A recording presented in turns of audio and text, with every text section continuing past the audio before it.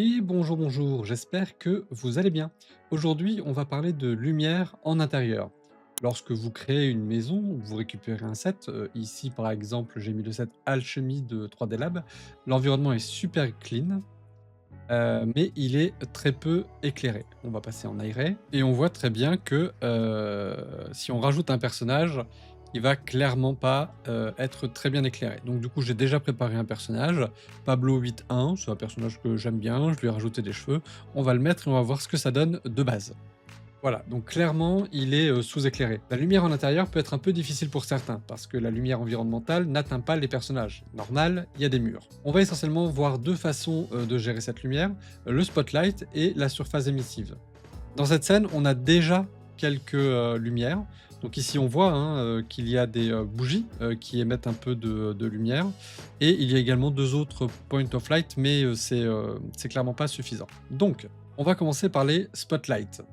On va plus ou moins respecter la règle des 3 points avec une lumière principale.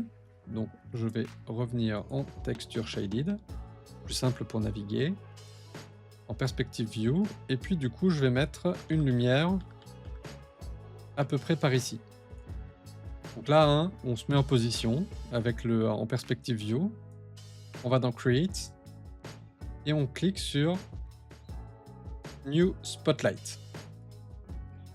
Je rappelle les options, donc il y a un nom, un label, et ensuite ici Apply Default Settings, ça va placer la lumière, donc le spotlight en 000, donc au centre du viewport, ou Apply Active Viewport Transform, donc en fait ça va prendre notre vue et ça va positionner le spotlight directement à notre emplacement, dans la direction dans laquelle on regarde. Donc c'est ce qu'on va faire, accepter.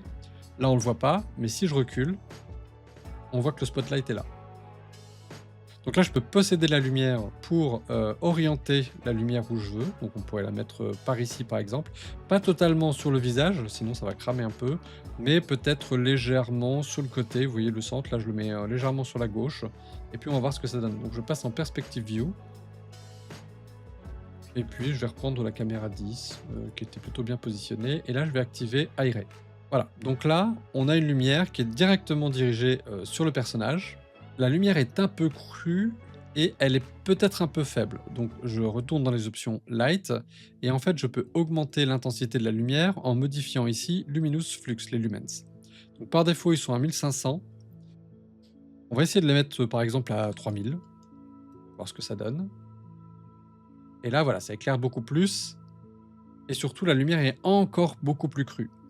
Pourquoi? Parce que par défaut, dans Daz, quand on met un spotlight, la géométrie, c'est un point. Concrètement, ça veut dire quoi? Ça veut dire que pour faire un rendu lumineux, c'est seulement un pixel qui envoie des rayons lumineux dans tous les sens. Et là, dans Light Geometry, moi, mais c'est un choix personnel, je préfère le disque. Le disque, il a l'avantage d'étaler davantage la lumière et de faire des ombres beaucoup plus douces. On l'avait vu dans une autre vidéo, donc ici on peut régler la hauteur du cercle. Donc on peut mettre par exemple 50 et 50. On va laisser comme ça pour le moment et on va installer nos deux autres lumières. Donc la première ici, le spotlight, c'est notre key light, hein, on a déjà vu ces termes, key light, fill light et rim light. Donc la key light, c'est la lumière principale. Ensuite, on se remet dans l'autre position. Donc sur sa droite à lui, il a une lumière. On va venir positionner une seconde lumière par ici pour déboucher l'ombre. Parce que quand on regarde, on voit bien qu'ici, on voit pas grand-chose. Donc en fait, ici, il faut déboucher un petit peu. Il faut pas nécessairement que ce soit éclairé autant que l'autre côté de son visage, mais il faut au moins qu'on arrive à détecter les contours. Là, c'est un petit peu compliqué. Donc je me remets là, pareil. Alors il y a une petite icône ici plus rapide que dans Create. Cette petite icône là de Spotlight. Clique dessus, même chose. Apply Active Viewport Transform, accept. Là, pareil, hein, je le repossède. Le Spotlight, j'aurais dû lui donner un nom. Hop. Et puis je vais aller éclairer, pareil, sur le côté de son visage, de l'autre côté. Je reprends ma caméra. Et je me mets en aéré. Voilà. Donc là, les deux côtés de son visage sont bien éclairés. Et en l'occurrence, compte tenu de la scène, c'est même beaucoup trop éclairé à droite.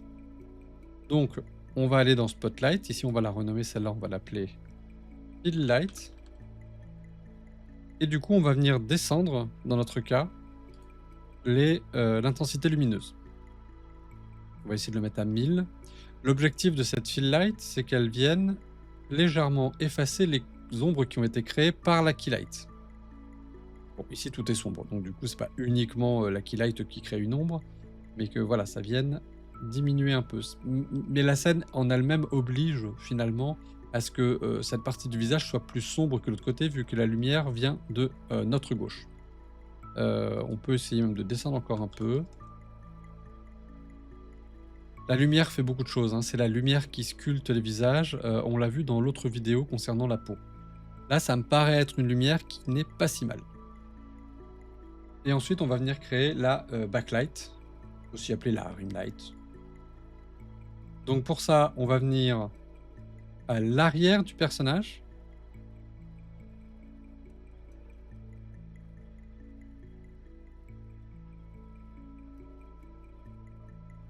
Et on va venir éclairer essentiellement le dos. Son objectif à cette lumière, c'est de séparer le sujet, notre personnage, de son fond. Donc pareil, on va en créer un. Troisième, Apply Viewport Transform. Pof. Et du coup, je vais l'appeler Backlight. Ou Rimlight, comme vous voulez. Hop. Voilà. Et là, tout de suite, on voit, grâce au liseré lumineux, que le personnage se différencie de son fond. On commence à avoir une profondeur. Par contre, dans notre cas, elle est beaucoup trop importante. On va le descendre, pas la température, lumen, et je pense que 500 est largement suffisant. Du moment qu'on commence à percevoir un petit peu de lumière, ce sera très bien. Peut-être même encore un peu plus bas. Voilà, ça peut être suffisant, ce petit point lumineux ici. Donc là, on a un personnage qui est globalement assez éclairé. Même si on a des petites ombres là, ça peut se retravailler, mais globalement, on est plutôt OK. Par contre, en termes d'ambiance, ça va pas du tout. On est dans une tour d'alchimie, on se veut un peu peut-être dans une ambiance mystérieuse. L'image est beaucoup trop nette, beaucoup trop claire et la lumière beaucoup trop blanche, tout bêtement. Donc on va venir modifier ça en modifiant la température des spotlights. La température, c'est quoi? 6500, c'est globalement la lumière que l'on a à l'extérieur, dans laquelle il y a un peu de bleu. C'est censé être la température du soleil à l'extérieur en milieu de journée. En diminuant cette valeur, qui s'exprime en Kelvin, la lumière va tendre davantage vers le jaune, et en l'augmentant, elle va tendre davantage vers le bleu. Dans notre cas, on va vouloir la descendre pour rendre cette ambiance justement tour d'alchimie, enfermée, peu de lumière. Donc on va aller sur du jaune, d'autant qu'il y a des bougies, et on regardera le cas des bougies après, parce que pareil, là pour moi elles sont beaucoup trop blanches. Mais en tout cas là on peut descendre ici. Donc je pense que 3500 devrait fonctionner. On va voir. Alors 3500, c'est pas mal. Par contre, ça me semble là aussi un peu trop direct comme lumière, mais on reviendra dessus après. Donc je fais pareil avec le fill light. Je passe à 3500. Et avec la backlight. Voilà. Et là, on a un sujet qui commence déjà à être davantage mieux intégré dans son environnement. Mais la lumière venant d'ici est clairement beaucoup trop puissante. Je vais diminuer les 3000, je vais le passer à 2500.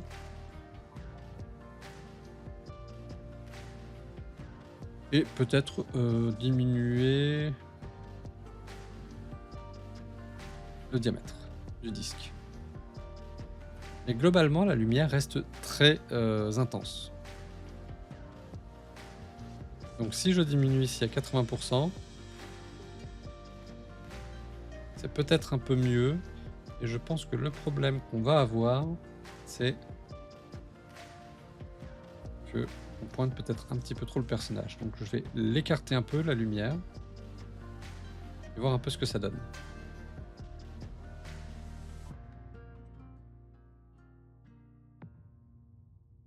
Et là, on voit que le bras est très lumineux et le visage beaucoup moins. Donc on va faire autre chose. On va prendre le key light et on va monter plutôt.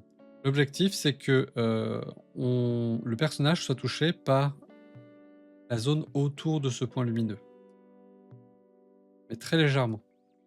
Donc peut-être que finalement le bon réglage, c'est de le mettre un petit peu plus haut. On teste, on relance. La lumière, c'est souvent ça, hein, ça prend du temps.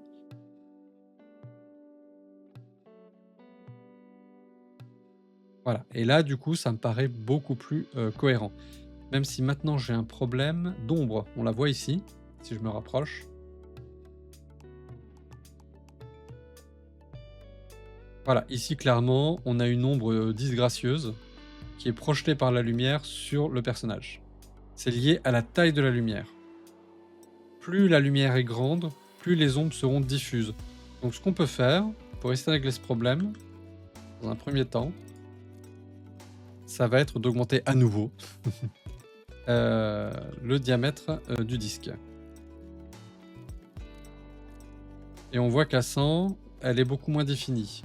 Mais je pense que on va devoir la bouger un petit peu. On va se déplacer sur à droite et la tourner un petit peu par là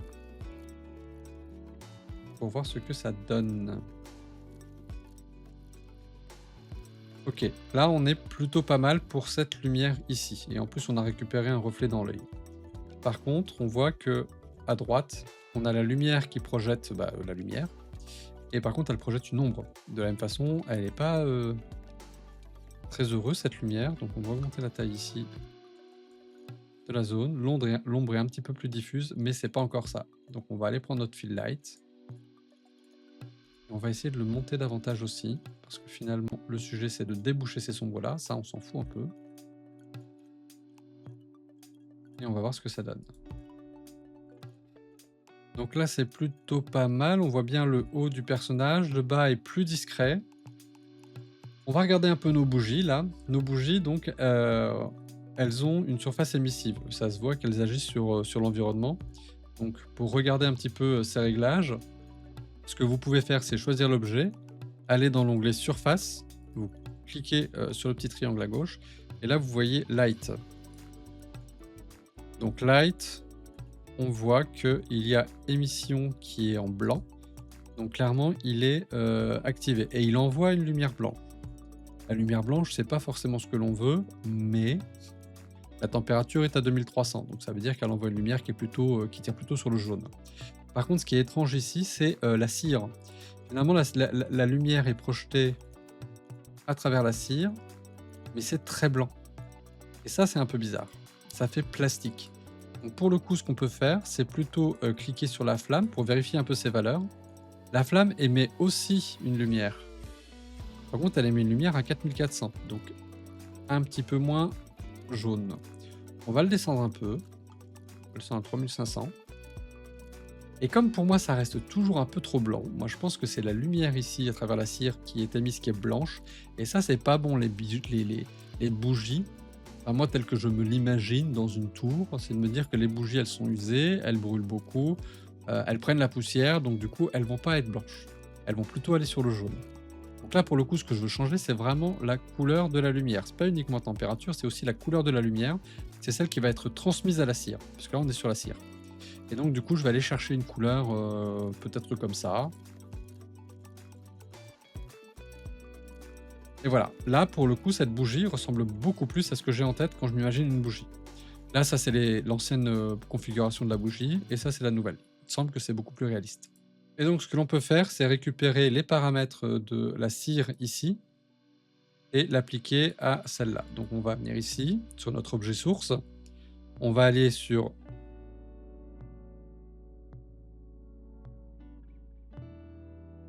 Flame. On va prendre le Emission Color. Copy Selected Surfaces. On va aller sur notre objet qui va recevoir la configuration. Flame. Et sur la couleur, juste pour être sûr qu'on prenne la même. Et clic droit, Paste to Selected Surfaces. Et là, du coup, on récupère la même chose. Pareil pour celle-là. On reclique. Flame. Émission. Color. Paste. Comme ça, on essaie d'uniformiser un petit peu les couleurs.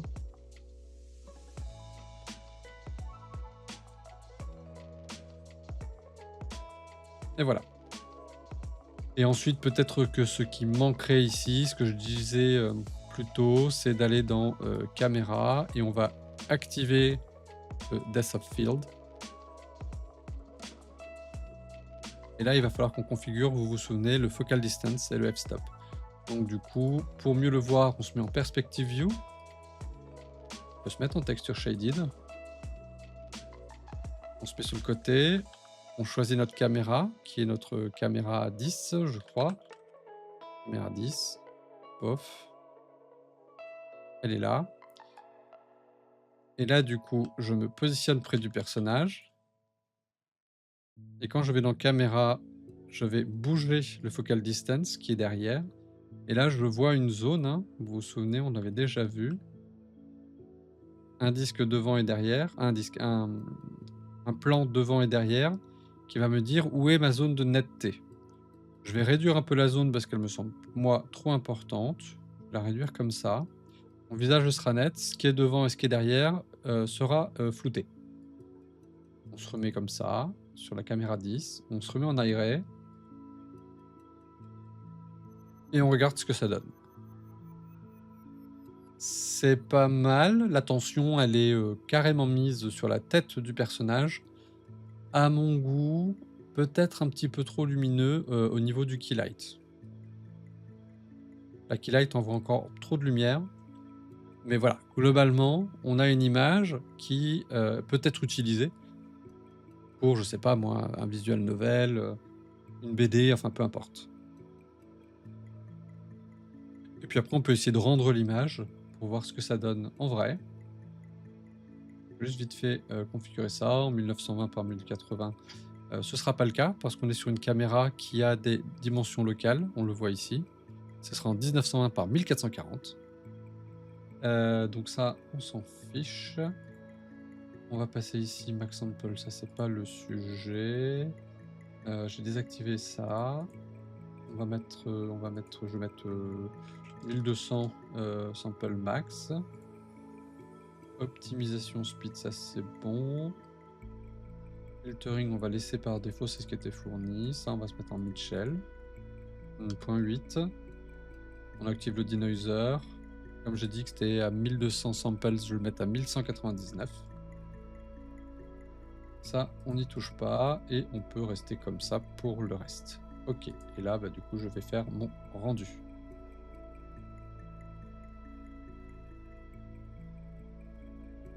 Et voilà. Donc ça, c'est le rendu final. On va l'enregistrer pour en souvenir. Mais pour une image qui a été faite en 5 minutes, franchement, c'est tout à fait ok. Ensuite, on va voir une deuxième manière de faire la lumière. On en a déjà parlé, mais c'est extrêmement important. Moi, c'est vraiment mon type de lumière favori, parce que ça diffuse beaucoup mieux, les rendus des ombres sont beaucoup plus belles, à mon sens. C'est les emissive lights. Donc, je vais supprimer ces 3 lights et on va revenir à l'image du départ. Donc, je vais venir créer des surfaces. Je vais créer une emissive light, edit, create, new primitive. On va prendre un plane de 1 mètre par 1 mètre, ce sera très bien. Qu'il m'a mis je ne sais pas où. Quand on ne sait pas où est un objet, vous sélectionnez l'objet et vous appuyez sur CTRL F. Voilà, il me fait la mise au point dessus. Il me remet dessus. CTRL F, voilà, très bien. Donc on va venir là. L'avantage, c'est que contrairement au spotlight, un autre avantage, c'est qu'on peut lui donner la forme qu'on veut. Et c'est beaucoup plus visible. Hop. Je vais venir mettre ça comme ça. On va le positionner, disons, ici. Alors, comme il va venir éclairer le personnage, on pourrait le mettre, hop, ici. Moi, ce que je fais, c'est que je me positionne devant le personnage et je me mets là où je veux que la lumière soit et finalement, je vais bouger le plane pour qu'il soit à peu près à l'endroit où je veux qu'il soit. Et puis, on va le monter. Et en fait, avec les scales ici, on peut s'amuser à l'agrandir et réduire pour que ça fasse un petit triangle. Une petite lumière comme ça, ce sera très bien. Et voilà. Donc là, je vais le rendre émissif. Donc je sélectionne mon plane, je vais dans Surface, Plane. Et là, quand je vais sur Défaut, Émission, Noir, c'est désactivé. Je clique dessus, je vais donner une couleur orangée, de la même façon que l'autre, hein, que les bougies. On va lui donner une couleur peut-être un petit peu plus importante, un peu plus claire. Et on fait OK. Et là, j'ai des nouvelles options qui apparaissent. Donc two-sided, ça veut dire que la lumière est émise de ce côté du plane, mais aussi derrière. Le derrière ne m'intéresse pas ici, donc je le désactive. Je veux juste que la lumière, elle soit envoyée devant. Donc si je passe en high ray, on voit que j'ai une lumière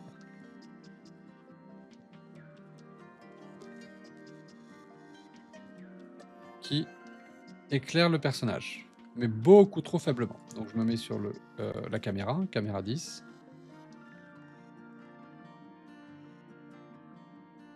Je vais enlever le filtering, le polynomizer à 1199 pour pas avoir de bruit quand je suis en preview. On va passer à 8, ce sera très bien. Et donc là, on voit que le personnage est éclairé, mais beaucoup trop peu. Donc on va pousser un peu cette valeur. Si c'est pas suffisamment clair ici, vous pouvez passer en watts et modifier la lumière en watts, ce qui peut donner une idée plus concrète par rapport à nos ampoules qu'on a à la maison.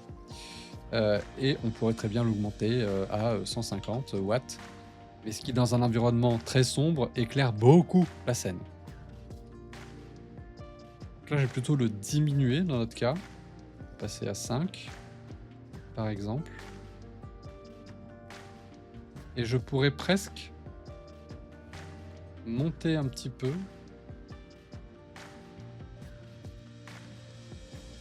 la lumière émissive, la surface émissive. Disons pas ici. Et peut-être est-ce que je pourrais l'orienter un peu plus par là. Et là, si je reprends ma caméra, vous voyez là, on a une autre ambiance par rapport à l'image qu'on a obtenue juste avant. Pour comparer, je viens d'ouvrir le fichier image.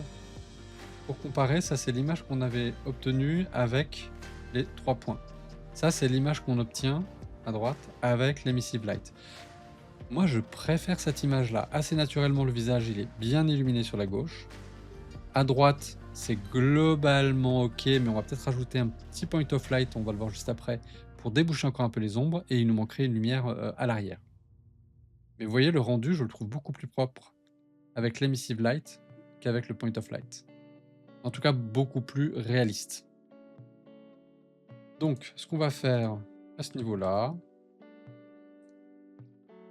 et puis on pourrait mettre ici, d'ailleurs, pourquoi pas, on va dans Create, Point of Light. On applique. Oui, bon, ça c'est une erreur de nom. Et je me remets en caméra 10, hop. Et on voit que j'étais pas du tout OK. Alors ça c'est le problème de la perspective. On sait jamais trop où sont vraiment situées les choses. Peut-être pas si près, et encore. Là on va faire hop, aérer. Et là c'est très très éclairé. On va venir sur celui-là, Point of Light, et on va venir diminuer la valeur du en lumen. Et je pense que vraiment 100, 150, 200, 200, allez admettons 200, en 150. Quand vous utilisez un point of light ou un spotlight ou n'importe quelle lumière prévue, n'oubliez pas de décocher Render Emitter. Sinon, vous allez vous retrouver dans votre rendu final avec soit une lumière, soit avec un point noir. En général, on n'en veut pas. Voilà, donc là, j'ai une belle lumière qui vient de sa gauche. Le visage à droite est débouché. Peut-être même encore un peu trop. Vous voyez, à 150, parce que je suis très proche aussi, hein. On va peut-être mettre 100. Ouais, je vais revenir à 100. Donc ce qu'on peut faire, je réfléchis en même temps, c'est plutôt choisir dans le point of light une géométrie aussi. On va mettre un rectangle, par exemple. Une taille, 25. 25. Vous voyez, là, je lui donne une taille et à 25, on voit bien la géométrie. Et là, on va venir regarder où il envoie la lumière. Ok. On voit qu'il éclaire sur le côté, il l'éclaire pas directement. Donc si je reprends mon point of light, tac, je vais venir l'orienter un peu différemment sur son visage. Sur on est sûr. Je reviens en caméra 10. Je le cache dans le render emitter pour cacher ce cadre noir, ce rectangle noir. Voilà. Et pour la rim light, vous pouvez utiliser la même chose, hein, ou une autre emissive surface, mais par contre ça demandera un petit peu plus de réglage et ça demandera qu'on aille regarder les options supplémentaires qu'on peut créer sur des surfaces émissives qui se trouvent dans Create Advanced Eye Notes Properties dans les scripts, et ça demande un petit peu plus d'explications, donc on verra ça dans une autre vidéo. Donc en attendant, pour faire simple, on va utiliser pareil un spotlight. Ça fait parfaitement l'affaire et ça marche très bien. Je refais, spotlight, je choisis ma spotlight, même si ici l'enjeu il est quand même beaucoup plus simple. Et on va éclairer comme ça. On va se remettre dans notre caméra, on se met en iray. Et dans light, pour le coup, on n'en a qu'une. Maintenant, on n'a que la spotlight qu'on vient de créer. On peut augmenter ici les lumens. Je crois que je ne me suis pas bien positionné. Donc, pas du tout. On va venir plus haut, plus près, et on va descendre plutôt sur les épaules et l'arrière du crâne. On se remet en caméra. Voilà, du coup là c'est beaucoup trop fort, il me semblait bien. 850. C'est encore trop fort, on va mettre 400. La lumière se fait par test, hein, et par touche au fur et à mesure. Là, la température, on se l'est dit, on fait quelque chose qui aille dans l'environnement, donc on va le mettre à 3500. On va avoir un peu plus de jaune dans la lumière. Et là, c'est vraiment encore trop fort, je suis vraiment beaucoup trop près. Ou alors ce que je peux faire, c'est plutôt que le point, je vais le mettre en disque. Peut-être que ça va alourdir. Vous voyez, elle apparaît de la lumière ici, là, ce que je vous disais. Donc si vous voulez qu'elle disparaisse, dans Render Emitter, vous cliquez sur Off. On va encore descendre finalement. On va mettre 100 aussi. Hop. Et on peut peut-être agrandir ça. Voilà. Là, on est quand même beaucoup plus doux en termes de lumière sur l'épaule, pour séparer le personnage de son fond. Peut-être même qu'ici, je pourrais descendre à 3000 pour avoir quelque chose encore un peu plus sombre, donc qui attire peut-être un petit peu moins l'œil. Descendre un petit peu ici à 80% d'intensité. Alors, l'intensité lumineuse et les lumens, globalement, c'est la même chose. Enfin, c'est pas la même chose, mais l'intensité lumineuse va augmenter. Si je reste à 100, c'est comme si j'allais passer, grosso modo, j'ai n'importe quoi, à 200 lumens. Mais en fait, en travaillant les choses indépendamment, on a davantage de contrôle sur ce qui se passe à l'écran. Ok. Donc, si on comparait avec l'autre image, on est toujours sur une lumière en 3 points. Mais on a deux rendus qui sont... Hop. On a deux rendus qui sont assez différents. Celui-là, le visage est très éclairé, avec beaucoup de lumière. Celui-là, le visage est un peu moins éclairé. Il y a quelque chose de pas complètement fini ici. J'ai peut-être pas passé assez de temps. Alors après, il faut pas se fier à quelque chose, je viens de me rendre compte. Il faut pas se fier aux cheveux en preview versus les cheveux finaux. Les cheveux, ils sont rendus uniquement à la fin. Ça, c'est un type de cheveux où j'ai dû forcer l'affichage en prévisualisation. Sinon, il ne s'affiche pas du tout et le personnage aurait été chaud. Donc les cheveux, on verra ça plus tard. Ce qui est important ici, c'est l'éclairage. L'éclairage est pas mal. Par contre, je trouve que ça manque de jaune. Peut-être qu'on peut aller dans les surfaces. Et pourquoi ça manque de jaune? Parce qu'on n'a pas modifié la température. Voilà. Et du coup, le personnage est un peu mieux éclairé, on voit un peu mieux ce qui se passe. Ça raconte pas la même histoire, en l'occurrence. Et là aussi, c'est du réglage, hein. L'objectif, c'était de vous montrer les différentes façons de faire. Par exemple, sur cette image, si on voudrait l'assombrir parce qu'on n'a plus le temps de s'en occuper, on pourrait aller, par exemple, dans le Render Settings, aller dans Tone Mapping et puis peut-être diminuer, l'ISO. Ouais, diminuer l'ISO, on peut le mettre à 150. Mmh, voilà, tiens, c'est pas si mal, je vais mettre, 180.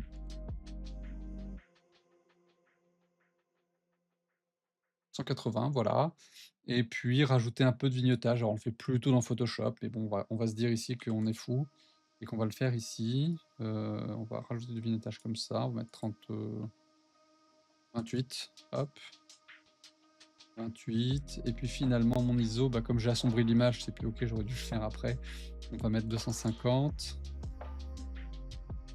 et puis exceptionnellement, bouger un petit peu la caméra comme ça.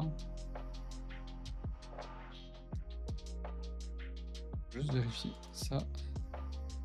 De la couleur, ouais, on était plutôt bon. Et puis on va rendre l'image pour voir ce que ça donne, avec des lumières qui sont pour le coup, différentes. Donc je laisse les mêmes réglages, de rendu et je vais faire rendre.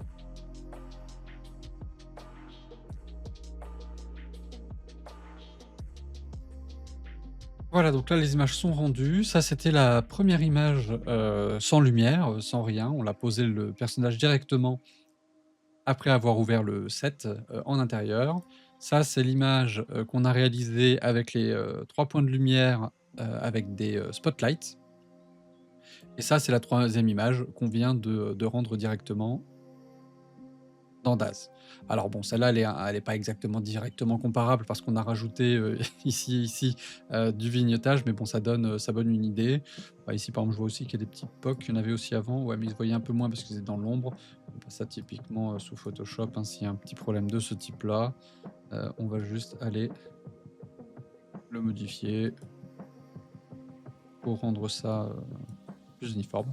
Mais bon, globalement, voilà, l'idée. Donc les raisons, moi, pour lesquelles je préfère le rendu des, Emissive Light, c'est justement à cause de la qualité des ombres. Les lumières sont beaucoup moins crues et ça demande un petit peu moins de travail, à rendre. L'un des inconvénients qu'on avait historiquement avec les Surface Light, c'est qu'elles ne passaient pas à la caméra. Aujourd'hui, Daz a rajouté des options qui permettent de masquer complètement les surfaces, dans une caméra si jamais elles sont visibles. Mais sinon, globalement, voilà, moi je préfère cette image, même si dans celle-là, j'aime bien les ombres qui sont projetées sur la table. C'est quelque chose qu'on aurait pu rendre ici aussi. Bon là, il s'avère que j'ai fait une très grande surface lumineuse. Heu, mais voilà, donc là, vous avez des solutions pour éclairer des scènes, en intérieur. Il y a beaucoup de choses que vous pouvez faire, dans, Daz avec les surfaces. On pourrait imaginer dans l'image aussi, par exemple, rajouter un peu de, brouillard, de fumée, de vapeur. Ici, on a un alambic, on pourrait imaginer des choses qui sortent. Enfin bon, on peut faire beaucoup de choses dans cette image. Mais globalement, voilà pour, les, on va dire 2 principales manières d'éclairer, des scènes, sous Daz.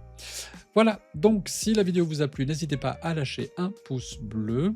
N'hésitez pas à vous abonner pour, bah, suivre les prochaines aventures, et si vous avez la moindre question, eh bien écoutez, postez-la en commentaire, je me ferai un plaisir de répondre. Bonne journée! Salut!